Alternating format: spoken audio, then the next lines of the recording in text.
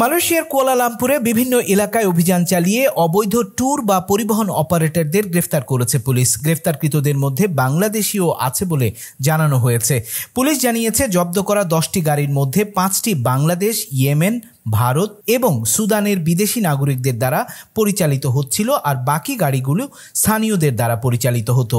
বেরনামা এই খবর দিয়েছে, তবে কতজন বাংলাদেশিকে গ্রেফতার করা হয়েছে তা জানানো হয়নি। পুলিশ বলছে এসব গাড়িগুলোতে চীন, কানাডা, পাকিস্তান, বাংলাদেশ, ভারত, ফিলিস্তিন এবং ইরাক সহ বিভিন্ন দেশের ৩৫ জন ট্যুরিস্ট ছিলেন।